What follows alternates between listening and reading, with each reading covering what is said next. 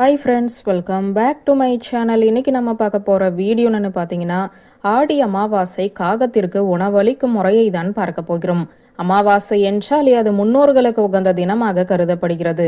அன்றைய தினத்தில் தெய்வ வழிபாட்டை செய்வதற்கு மாறாக முன்னோர்களின் வழிபாட்டை செய்தோம் என்றால் நம்முடைய வாழ்க்கையில் பல அற்புதங்கள் நிகழும் என சொல்லப்படுகிறது. இதற்கு முக்கியமான காரணம் முன்னோர்களின் ஆசீர்வாதம் நமக்கு கிடைப்பதுதான். முன்னோர்களின் ஆசீர்வாதம் கிடைக்காமல் இருப்பவர்களுக்கு குடும்பத்தில் அடிக்கடி பிரச்சனை, சண்டை சச்சரவுகள் ஏற்படும். நிம்மதியற்ற வாழ்க்கை உண்டாகும். எந்தவித சுப காரியங்களும் நடைபெறாது. அப்படியே நடைபெற்றாலும் அதில் பல தடைகளும் தடங்கல்களும் ஏற்பட்டு கொண்டே இருக்கும். இப்படி இதோடு மட்டுமல்லாமல் உடல் ஆரோக்கியத்தில் பாதிப்புகளும் உண்டாகும். இந்த கஷ்டங்களும் தடைகளும் நீங்குவதற்கு, முன்னோர்களின் ஆசையை பெறுவதற்கு அமாவாசை தினத்தன்று காகத்திற்கு எந்த முறையில் உணவு வைக்க வேண்டும் என்றுதான் இந்த வீடியோவில் பார்க்க போகிறோம். அமாவாசை தினத்தன்று நாம் செய்யக்கூடிய தானம் என்பது நம்முடைய முன்னோர்களுக்கு சென்று சேரும் என சொல்லப்படுகிறது.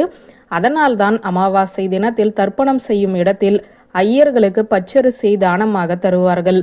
அதே போல பசுமாட்டிற்கு அகத்திக்கீரையையும் பழங்களையும் தானமாக தருவார்கள். அதே போல காகத்திற்கும் உணவளிப்பார்கள். இப்படி நாம் அமாவாசை தினத்தன்று எந்த உயிருக்காவது நாம் தானம் செய்தோம் என்றால் அந்த தானம் நேரடியாக நம்முடைய முன்னோர்களை சென்று அடையும். அப்படி முன்னோர்களை சென்று அடைவதன் மூலம் அவர்களின் ஆசீர்வாதம் நமக்கு பரிபூரணமாக கிடைக்கும். அந்த வகையில் ஒரு சில வழிமுறைகளை நாம் பின்பற்றும் போது நமக்கு இன்னும் அதிகப்படியான பலன் கிடைக்கும் என சொல்லப்படுகிறது.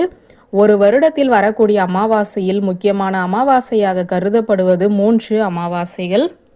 தை அமாவாசை, ஆடி அமாவாசை, புரட்டாசி அமாவாசை. இந்த 3 அமாவாசைகளில் நாம் முன்னோர்களை வழிபட்டால் அந்த வருடம் முழுவதும் நாம் முன்னோர்களை வழிபட்டதற்கு சமம் என கூறப்படுகிறது. அதனால் தான் இந்த 3 அமாவாசை தினங்களில் பலரும் தங்களுடைய முன்னோர்களுக்கு தர்ப்பணம் கொடுப்பார்கள். அப்படி தர்ப்பணம் கொடுப்பவர்களாக இருந்தாலும் சரி, இல்லாதவர்களாக இருந்தாலும் சரி, அன்றைய தினம் வீட்டில் சமைத்த உணவை எச்சில் படுவதற்கு முன்பாக காகத்திற்கு எடுத்து வைத்து பிறகு அந்த உணவை உண்பது என்பது முன்னோர்களின் வழிபாட்டில் ஒரு முக்கியமான அங்கமாக இருக்கிறது. அப்படி இந்த ஆடி அமாவாசை தினத்தன்று காகத்திற்கு சாதம் வைக்கும்போது எந்த முறையில் வைத்தால் முன்னோர்களின் ஆசீர்வாதம் பரிபூரணமாக கிடைக்கும் என்று பார்க்க போகிறோம்.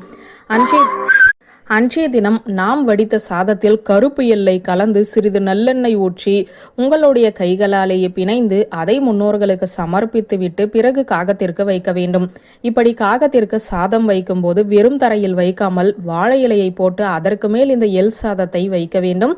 இப்படி செய்வது மிகவும் விசேஷமான ஒன்றாக கருதப்படுகிறது. இதோடு ஒரு சிறிய கிண்ணத்தில் சுத்தமான குடிக்கும் தண்ணீரை ஊற்றி வைத்து உணவளித்தோம் என்றால் நம்முடைய முன்னோர்களின் ஆசீர்வாதம் என்பது நமக்கு பரிபூரணமாக கிடைக்கும். இதனால் நம் வாழ்க்கையில் இருக்கக்கூடிய தடைகளும் தாமதங்களும் நீங்கும். இந்த வழிமுறைகளை பின்பற்றி காகத்திற்கு நாம் உணவு வைத்து வழிபட்டோம் என்றால் நம்முடைய முன்னோர்களின் ஆசீர்வாதம் நமக்கு பரிபூரணமாக கிடைக்கும் என்ற தகவலை சொல்லி இந்த வீடியோவை நிறைவு செய்கிறேன். நன்றி, வணக்கம்.